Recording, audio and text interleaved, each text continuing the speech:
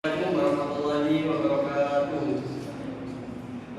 Silakan, nama saya Dr. Gadi Aksa dengan NIM 2023-6011. Kemudian di sini saya akan menjelaskan terkait distribusi dan logistik pemasaran serta promosi dan komunikasi pemasaran. Nah, di sini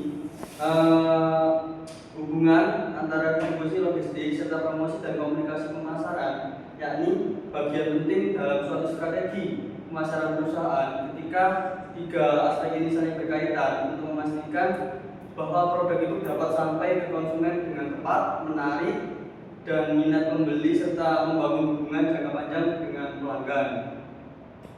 Kemudian terkait distribusi pemasaran. Distribusi pemasaran di sini itu yaitu suatu kegiatan yang dilakukan perusahaan untuk menyalurkan produk dari suatu produsen ke konsumen akhir melalui berbagai saluran distribusi, yakni seperti pemindahan barang dengan memastikan produk tersedia itu keterkaitannya itu dengan waktu, tempat, dan jumlah yang sesuai dengan kebutuhan pada konsumen. Kemudian selanjutnya ini terkait tujuan. Tujuannya ini adanya penjaminan terkait ketersediaan produk di pasar sehingga konsumen dapat dengan mudah memperoleh produk yang dibutuhkan. Selain itu juga bertujuan cepat dalam aliran barang dari produsen ke konsumen. Kemudian saluran distribusi ini terkait antara saluran langsung dan tidak langsung. Distribusi langsung terjadi ketika produsen menjual produk langsung kepada konsumen tanpa perantara. Yang tidak langsung itu melalui perantara seperti yang biasanya ekspedisi. Kemudian selanjutnya ini contoh distribusi nyata. Di sini saya memberikan contoh terkait produk Indomie, di mana produk diproduksi di pabrik kemudian disalurkan ke distributor, diteruskan ke grosir, kemudian akhirnya dijual ke warung atau minimarket. Kemudian terkait logistik pemasaran. Logistik pemasaran di sini ini adanya suatu perencanaan, pelaksanaan dan pengendalian aliran barang, informasi serta menyimpan produk dari titik asal ke titik di mana konsumen itu membutuhkan. Kemudian adanya komponen logistik pemasaran, yakni adanya transportasi, pergudangan, manajemen persediaan, dan pengemasan. Tujuannya itu berfungsi sebagai memindahkan barang, sedangkan pergudangan itu berfungsi untuk menyimpan suatu barang atau produk dari suatu perusahaan tersebut. Kemudian ada contohnya, yakni saya memberikan contoh terkait Alfamart yang memiliki distribution center dengan menyalurkan barang ke toko-toko setiap harinya. Sistem ini memastikan ketersediaan produk selalu terjaga. Selain itu, perusahaan jasa ekspedisi seperti JNT atau JNE ini menggunakan sistem sortir otomatis untuk mempercepat pengiriman paket ke berbagai daerah. Kemudian selanjutnya yakni pengertian promosi pemasaran, yaitu kegiatan yang dilakukan perusahaan untuk menginformasikan, membujuk atau meningkatkan konsumen mengenai produk dan jasa yang ditawarkan. Promosi bertujuan untuk menciptakan suatu ketertarikan konsumen dan mendorong terjadinya suatu pembelian. Kemudian bentuk suatu promosi pemasaran itu dibedakan menjadi beberapa hal, yakni ada periklanan, penjualan, hubungan masyarakat, dan suatu personal selling.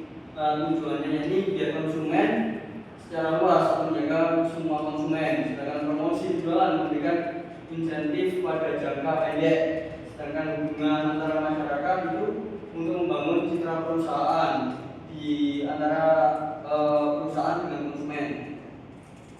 Kemudian komunikasi pemasaran, yakni proses menyampaikan pesan dari perusahaan kepada konsumen secara konsisten dan terintegrasi. Kemudian adanya media komunikasi pemasaran dibagi menjadi dua hal, yakni media offline dan media online. Media online itu seperti televisi, iklan di televisi itu media offline, kemudian banner, radio. Kemudian yang online itu meliput sosial media, website, email, dan aplikasi digital lainnya. Kemudian contoh promosi nyata itu seperti itu adanya iklan televisi dan kampanye dengan tanggal kembar, yakni adanya 11-11 atau 12-12. Strategi ini tuh dapat menarik perhatian konsumen secara luas dan juga tidak diterapkan di Shopee aja dan diterapkan di Tokopedia juga terkait memanfaatkan program ini Harbolnas untuk meningkatkan penjualan melalui diskon yang besar-besaran. Kemudian promosi digital ini terkait memanfaatkan teknologi internet seperti media sosial, influencer marketing, dan push notification. Strategi ini dinilai lebih efektif karena dapat menjangkau konsumen secara personal atau real time. Kemudian ada contoh dari promosi digital itu saya menggunakan contoh dari MS Group, yang menggunakan influencer media sosial untuk meningkatkan suatu kepercayaan konsumen terhadap produknya. Strategi ini lebih efektif karena influencer memiliki pengaruh besar terhadap pengikutnya. Kemudian contoh lagi itu seperti Gojek memanfaatkan push notification untuk menginformasikan promo-promo yang ada di aplikasi tersebut. Kemudian keterkaitan antara distribusi dan promosi. Keterkaitannya itu sangat berkaitan karena promosi yang berhasil akan meningkatkan permintaan, namun tanpa distribusi dan logistiknya baik, permintaan tersebut tidak akan bisa terpenuhi. Oleh karena itu, suatu perusahaan harus menyelaraskan strategi distribusi dan promosi secara bersamaan. Kemudian studi kasus yang singkat itu seperti flash sale Shopee, yakni merupakan suatu contoh keterkaitan distribusi, logistik, dan promosi. Seperti promosi besar-besaran yang dilakukan untuk menarik konsumen. Kemudian sementara gudang dan kulit dipersiapkan untuk menangani lonjakan pesanan. Kemudian kesiapan logistik menjadi kunci dari keberhasilan suatu program tersebut. Kemudian manfaat bagi perusahaan ini untuk meningkatkan penjualan dan efisiensi biaya operasional. Selain itu, kepuasan dan loyalitas pelanggan juga akan meningkat.